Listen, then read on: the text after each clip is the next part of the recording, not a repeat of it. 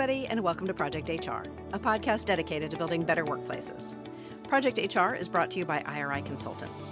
IRI helps organizations navigate workplace challenges, improve employee engagement and productivity, manage labor relations, and implement effective communication strategies to achieve their goals. For more information, you can visit IRI at iriconsultants.com. I am Jennifer Oraquad, Director of Business Development for IRI, and your host for today's episode of Project HR. Now, no company succeeds on its own, and no one department is responsible for a company's success. But human resources can pave the way for corporate success just by making sure that they're well aligned with the goals of the business. To explore this idea further, my guest today is Claire Chandler. Claire is the president and founder of Talent Boost and a pioneer of a methodology that uses science-based tools and people-centric systems to build higher-performing businesses. Thanks so much for joining me today, Claire. Oh, it's a pleasure, Jennifer. Thanks for having me. So, Claire, what do we mean when we say alignment? It's such a key term and it is a key state to be in a business, right? We talk a lot about business people needing to be aligned with their marketplace, with their strategy, and we often leave HR on the sidelines. And it is absolutely mission critical that HR is fully aligned with where the business needs to go. It is mission critical. I can't state that enough. Sure, but why is it so important that HR specifically be aligned?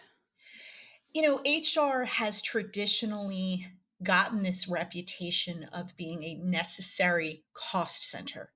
And there are a lot of HR organizations that do nothing to counter that reputation. And I think HR, especially in this day and age, has a real opportunity to be more strategic. That starts with being aligned in terms of their strategy, their capabilities, and their forward trajectory with where the business wants to go from a growth perspective, from a strategic perspective, and certainly from a competitive perspective. So, and sometimes that's hard because HR isn't always given that seat at the table that we're looking for. So, what happens if as HR, we're not in alignment with the company's goals? You know, I have to get on my soapbox a little bit about that phrase, having a seat at the table, because I've seen so many HR departments kind of complain about that. Hmm. And the best HR organizations I have seen just take a seat at the table. They Hmm. understand that they need to be part of those higher level conversations because there is no business strategy I have ever seen that can succeed without people. And HR is at the forefront of bringing in the right people, putting them into the right roles, and helping the business leaders give them the tools and the resources they need to be as successful as possible. So, HR organizations that are sitting there and waiting still for a seat at the table are Hmm. not taking the power they've got within them and within their function to pull that chair out and just sit on down. And all of that makes sense because HR then gets that bird's eye view of the whole organization, and we have the potential to impact every corner of it, right? Yeah, we absolutely do. You know, HR is a function that every corner of the business uses, right? And relies upon and often complains about because of that sort of at times well-earned reputation for being a necessary cost center, right? HR is the place that I go to for hiring, for firing, and for compliance. Well, more future focused HR organizations understand that not only do they have a seat at the table if they choose to take one, but they also do have that perspective across the entire organization because they are the front lines. They are the ones responsible for bringing in the right people. They are the ones responsible for whispering into the ears of leadership and making sure that the leaders are seeing around corners from a people perspective. So I think there's not only the potential for HR to impact the organization, that impact is happening whether they are consciously and intentionally doing something with that impact or just letting it evolve on its own. So, what does happen if we aren't part of that strategy? If our people strategy is wildly out of alignment with the goals of the company? Well, number one, it costs businesses a lot more money. When HR is funded to bring a certain level of value to the table, and they don't lean into that from a strategic perspective, what often ends up happening is they just sort of sit in that complacent, comfortable chair of compliance, right? We hear terms like backfilling for positions rather Mm. than strategic workforce planning. That's a golden example of where HR can really lead the business rather than Hmm. react to the business. And so and that's just one sliver, one cross section of where HR sits.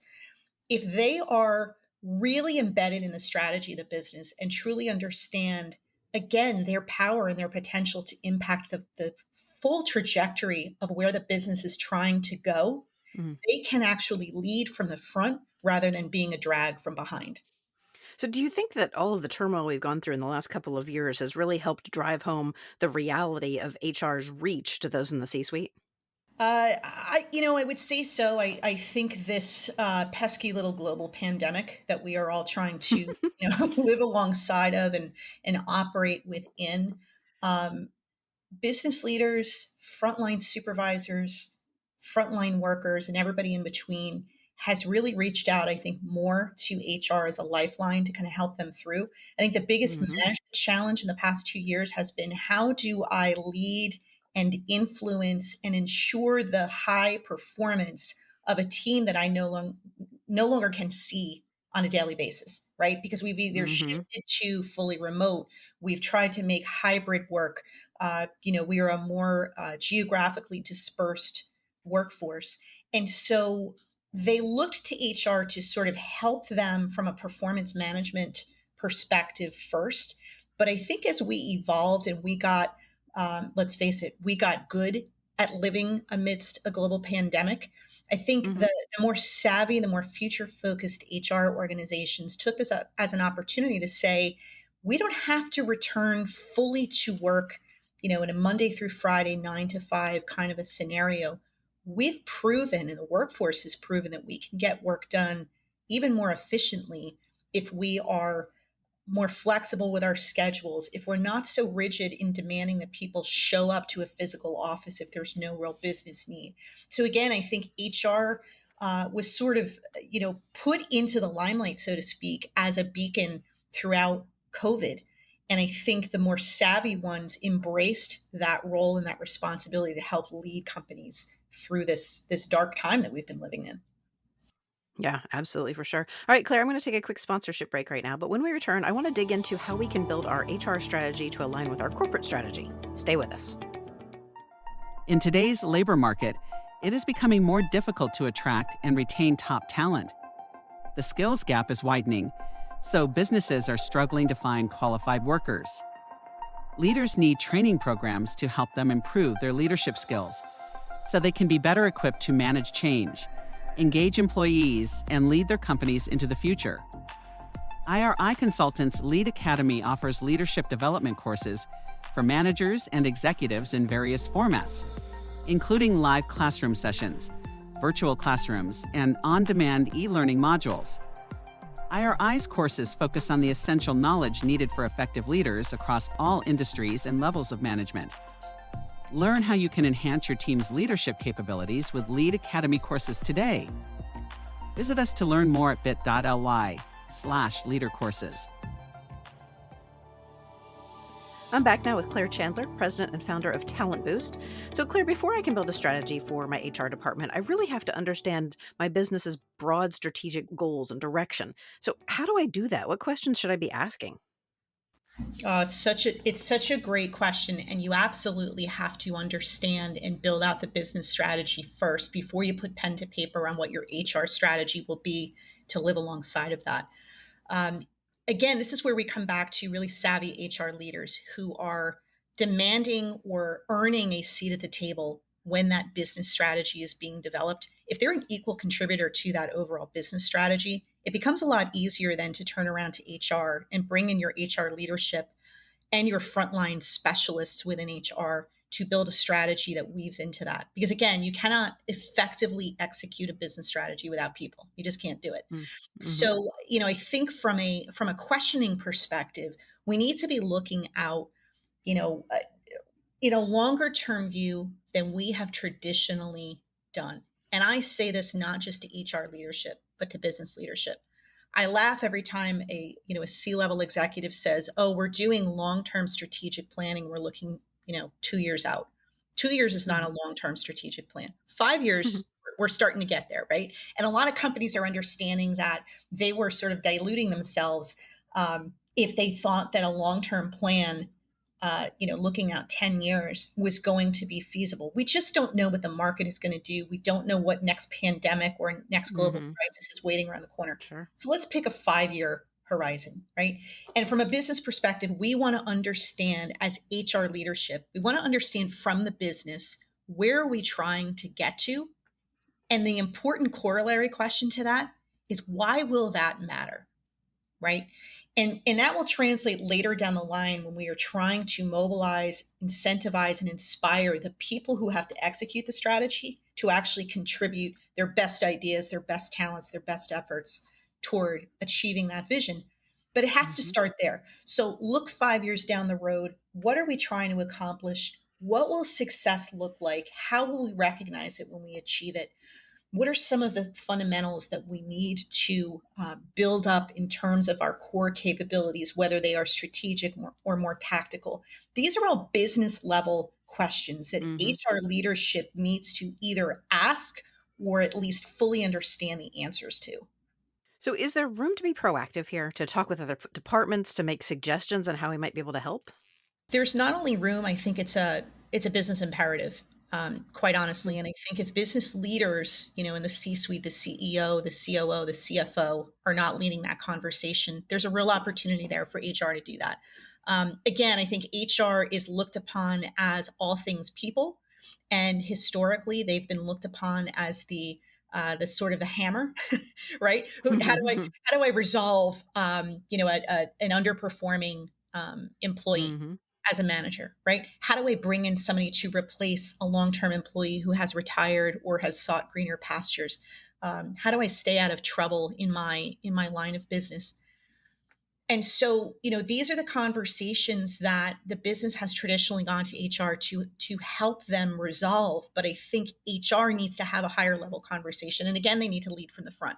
So they need to be going to the other functional areas of the business and having these business conversations and asking these questions, such as, where do you think the business is headed? Why is your role, your function so important in ensuring the success of that strategy? I facilitate a lot of leadership retreats, both within and beyond HR. And we spend a lot of time unpacking why a person's individual role matters. And the first place we start with that is, why does it matter to the company that you're in? And we really want people to bring that back up to the forefront of their mind to understand the power of what their role contributes. But the second part of that question is, why does that role matter to you? Because if we don't find and embrace the meaning of the role that we're in, we so quickly get dragged down by the tedium of some of the day to day rather than get lifted up by that loftier goal that Mm. attracted us to that role or that function or that company in the first place. So true. That's a really, really good point. So, let's say I understand all this. I've asked these good questions and I understand the goals. At that point, I can build my departmental goals, right?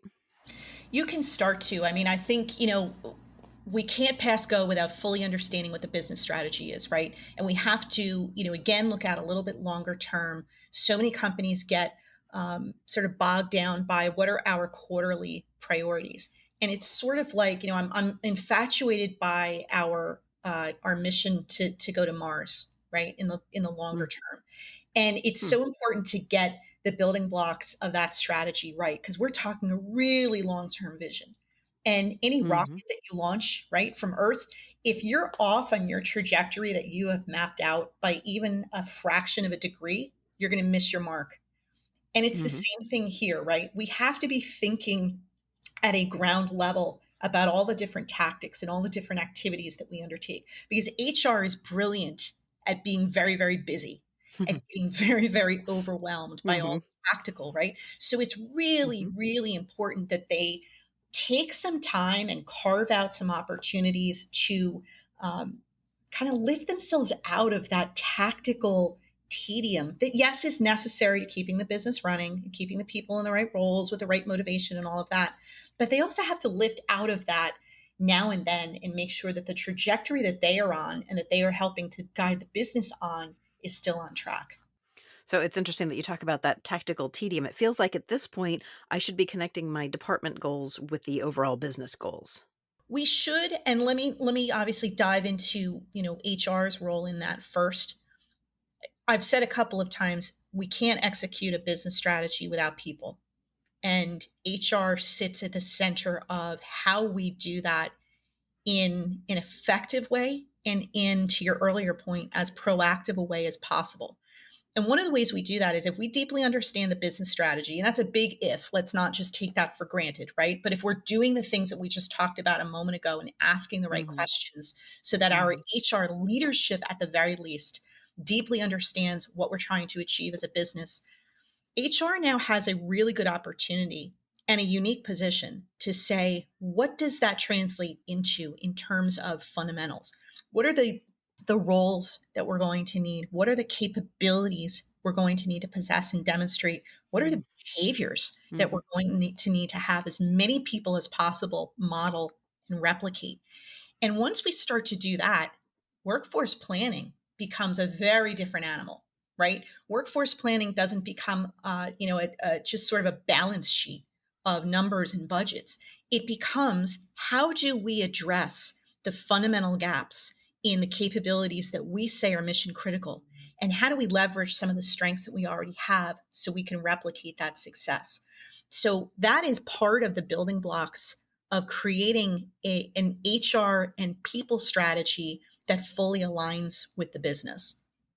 Yeah, and that's brilliant. So we're looking ahead to the goals. We're filling the gaps in our knowledge or our activities. It seems like at this point, this is where I need to come up with an action plan. Here's what we're going to do. Is that the right strategy? Yeah, that's absolutely one of the outcomes that translates into. And what's interesting is we're doing this on two levels, right? We're identifying at the business level what are those mission critical capabilities and fundamentals that we need to have throughout the business, and how do we build out HR strategies and tactics and short term and long term action plans to address both those gaps and those strengths. But Mm. we also need to look at that within HR, right? So, what are some of those core capabilities that we need to either leverage if we already have them, address them if we don't, fully sort of staff them out? One of the things that always comes to mind right now is data and analytics. Every single HR leadership team that I am working with right now keeps talking about the importance of data and analytics. And every single HR organization I'm working with right now recognizes that they lack that. Mm. How can you fully align with the strategy of the business and be a true partner to the business and a guide and lead from the front if you don't know how to use data and draw insights from that data to help drive better business decisions? This is absolutely a fundamental core capability of HR organizations that most lack and need to address. Brilliant. So we've talked a lot about, gathering the information, talking about the goals. How important is it for us to communicate that plan back with leadership once we have our strategy in place? Again, it's mission critical, and I know I'm almost overusing that phrase, but the alignment has to work both ways, right? It is not enough to download your understanding of where the business is trying to get to, in a 3 to 5 year trajectory. It's also important, as we said, to build out that business, that people strategy to be aligned with that, but you have to do it in an iterative way. So you have to then bring that back to the senior level business leadership and say, this is what we feel are the imperatives in the people strategy that sits alongside of your business strategy. Because again, we all agree that we cannot Hmm. get there without our people. And Hmm. so it has to be an iterative process, and it cannot be a defensive tactic. And what I mean by that is HR leadership, after building out their first really solid, cohesive draft people strategy, can't then walk into the boardroom, present it to the C-suite, and then fiercely defend it in terms of being defensive. They have to remain curious. They have to remain open. If we expected the business to be open to our questions as Hmm. HR leadership Hmm. so that we can fully understand the business strategy, we have to reciprocate that and reward their curiosity to make that people strategy as good, as actionable, as strategic, and as aligned with the business goals as possible. That makes perfect sense. And I think a lot of us in the HR community tend to, okay, I have my plan and I'm going to run over here and I'm going to execute it without really communicating back that this is what we're going to do. And So, again, it's because we're so overwhelmed, right? Because right.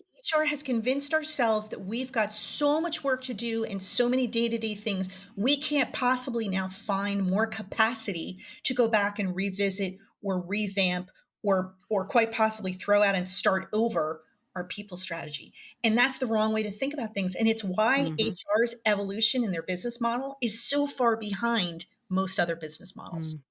Yeah, and that advice to remain curious and remain open and, be able to sort of, be agile and shift that plan, that's really good advice. All right, Claire, it's time for another quick break. We're going to be right back after this. You're listening to the Project HR podcast. I'm your host, Jennifer Oraqua, and my guest today is Claire Chandler, president and founder of Talent Boost. We're back. So, Claire, let's talk about measuring success. You alluded to data and needing to understand it earlier. Both our own successes in meeting our departmental goals as well as our support of the larger business goals. How do we do it? How often should we do it? Why is it important?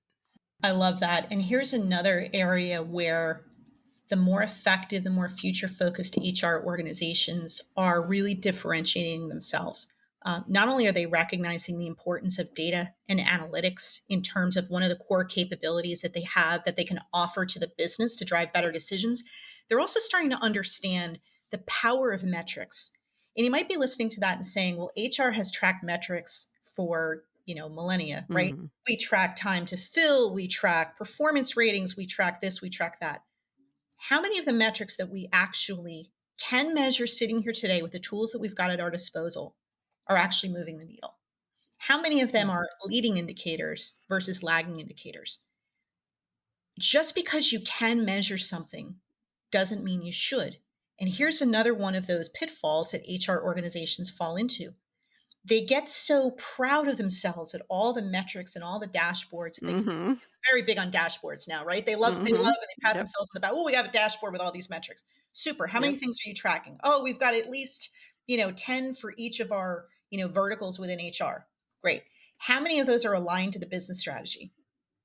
Crickets, right? Mhm. Because the metrics are just standalone and they make us as HR people feel good that we've got something measured in a quantitative way.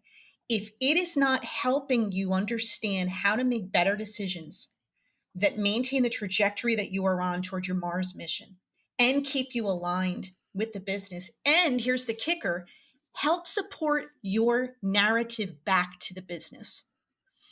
Savvier HR organizations are starting to understand that they need to master the art of storytelling. And I don't mean fiction. Mhm. What I Mhm. mean by that is how do they use data? How do they draw upon the insights from that data to tell a more compelling story about the value that HR brings to delivering the strategy of the business? So let's talk a little bit about your company, Talent Boost. Tell me a little bit about what you do.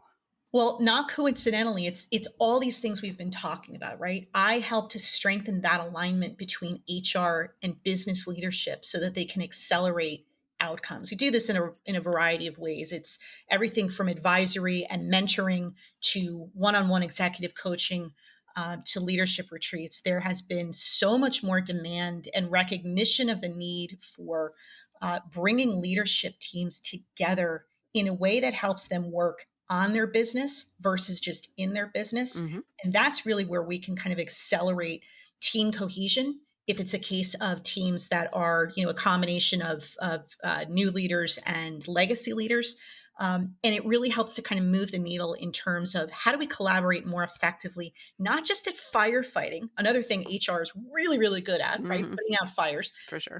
But how do we take that step back on a regular basis? You asked me earlier, how often should we do some of these things?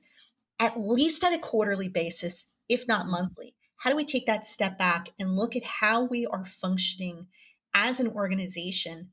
One of my soapbox moments is always about companies that form silos. No Mm. company intends to form silos, but it happens over time because we incentivize vertical achievements.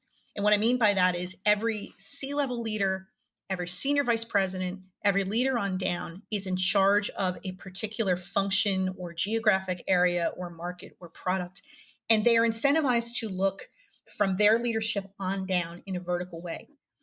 If you're truly going to fulfill your higher term, your loftier vision, your Mars mission, you have to advocate for that vertical, but you must think and act horizontally. You have to learn how to collaborate. You have to learn how to communicate. You have to learn how to challenge and still remain curious because if one of you fails, the entire business fails. So that is, in large part, a main focus of what I do when I help businesses get better aligned, both within their leadership teams and then, of course, how they work together with HR. Brilliant. I actually love that idea of the idea of across departments collaborating, challenging one another, remaining curious. It just elevates the entire organization. I love that. So you offer a growth readiness assessment guide on your site. Tell me a little bit about that. Yeah, so it's a resource that I developed that I adapted from some of my science-based tools that I use when I get into businesses and really sort of crack open their DNA, how they are operating now, how they're feeling now about how they operate. Again, whether it's a combination of newly formed leadership teams or legacy teams that just aren't firing on all cylinders. So, this Mm. growth readiness assessment guide is really a step by step process that any leader can take.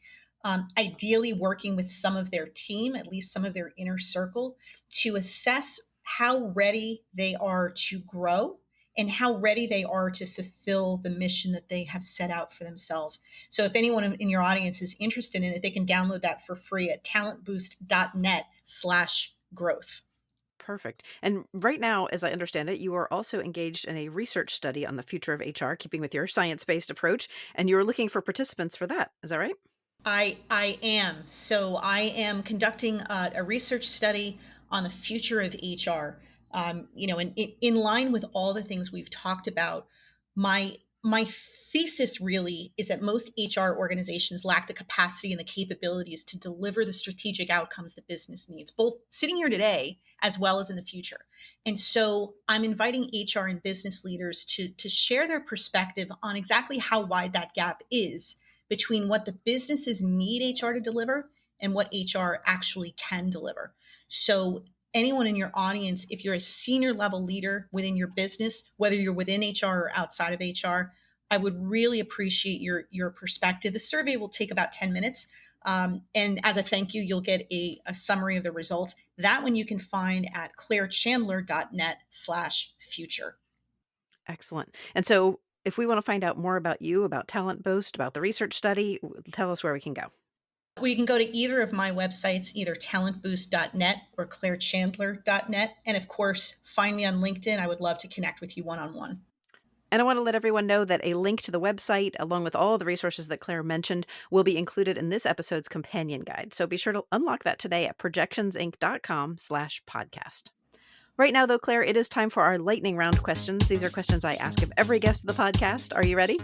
I am. Let's go. All right. Our first question is always a topic showdown. In this episode, we've been talking about the importance of working together in a coordinated effort to reach our goals. In your opinion, which of these popular films best demonstrates that effort? The Avengers Endgame or The Lord of the Rings? Okay, so in full disclosure, I've never seen either of those movies. Oh, well, okay. But when I was a kid, I read The Hobbit, and there was this whole series by J.R.R. Tolkien. So I think that whole series really speaks to the value and the reward of working together to pursue a worthy quest. So I'm going to have to lean toward Lord of the Rings. I would agree 100%. All right, next question. What is the best book that you've read recently? I am absolutely binging Patrick Bet-David's Your 5 Next Moves.